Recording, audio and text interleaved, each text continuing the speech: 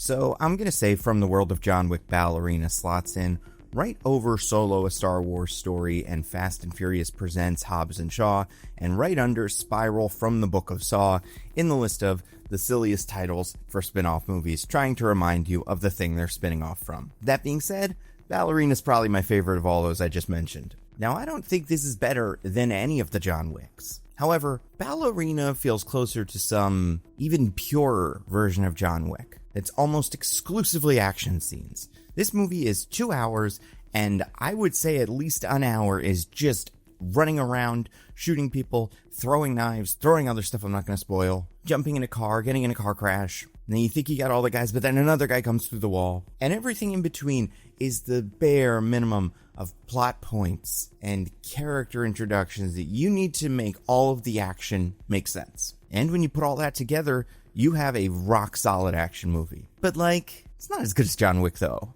And I think the reason why is because there's so much action. John Wick is a couple of things. Obviously, it is a Keanu Reeves charisma vehicle. It is fun to watch him walk around and take this world very seriously. The world of John Wick is also bizarre, and exploring every pocket of it is fun. And on top of that, it is incredibly creative action choreography that I think you could describe as Final Destination-esque, in that when a Final Destination scene starts, you know what's going to happen. Somebody is going to die, and it's all about what creative things in the room are we going to use in what order to kill them. John Wick is very much that. It's John Wick going into a room, an unusual room, with some maybe everyday objects, and using them to kill a bunch of people. And sometimes there's a gimmick behind the person he's fighting that makes them extra difficult. But for the most part, the John Wick franchise is incredibly creative and meticulously executed fight choreography. But the thing that you can't quite take away from John Wick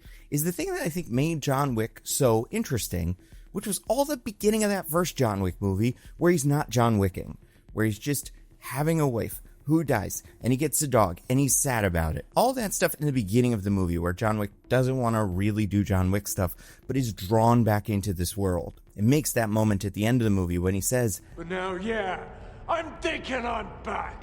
So much more tragic, but also so much more exciting.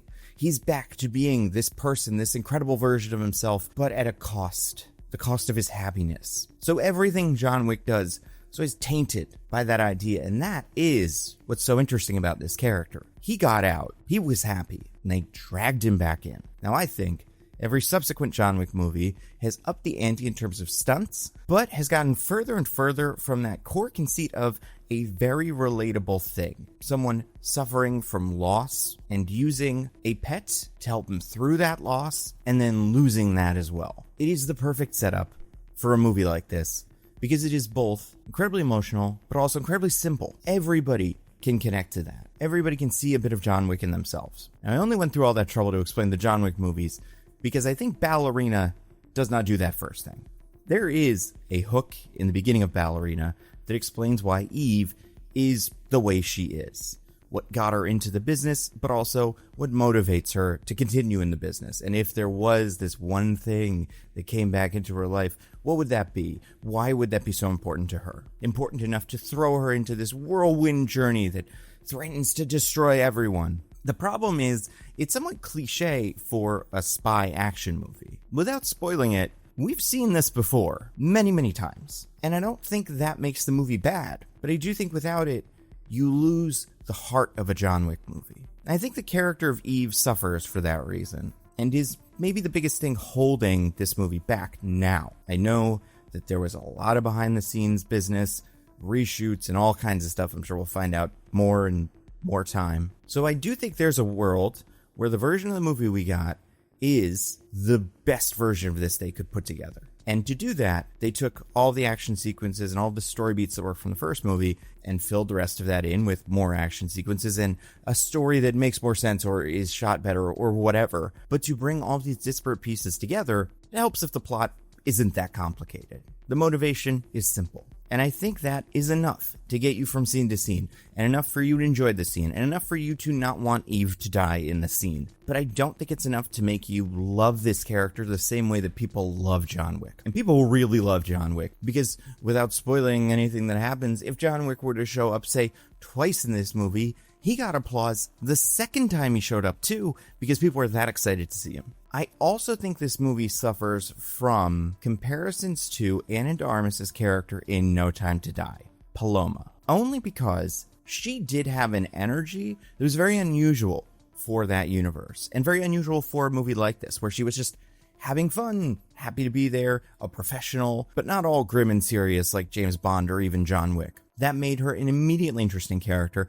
I would say it seemed like she was the character that people wanted to spin off from that movie. And I think, and this is on us, and at least definitely me, I kind of hope that's what this would be. But because Eve, the ballerina, has such a muted personality, it feels like a missed opportunity to take the charisma of Paloma and the incredible stunt choreography of Eve. Because, and I've just said my two biggest problems with this movie, and I don't think either of them are Ana de Armas' fault. I think it just comes from a character being, written somewhat broadly. Because the things that this movie is able to pull off, 5 movies into the world of John Wick, including the 4 other movies, and I have not watched that Continental show with Mel Gibson for whatever reason, but it is crazy to me that this franchise is able to pump out completely new action sequences with a new conceit, a new signature weapon or location or something like that, that makes every action scene memorable. I don't want to spoil the big 2.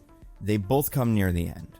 One's, I would say, a smaller moment, but one that I found incredibly fun. But the other one, which made its way into most of the trailers, is genuinely spectacular. Like one of the coolest scenes in all of the John Wick movies. And that really is what makes this movie something special. It's not perfect. It's not breaking much new ground. It does do a little bit of work to expand on the lore, which is kind of interesting and I'm sure incredibly inconsistent, especially if you watch the Continental show with Mel Gibson. But you're there for the stunts, and the stunts are spectacular. There are other characters in this movie that are all fine. Norman Reedus, in it much less than I expected, fine. I don't even kind of understand how he fits into the story, because I understand what his role is, but without spoiling it, his connection to another character confuses me a lot, and I need to see what other people are thinking about this, because they don't seem like they should. Why are they so different? Whatever.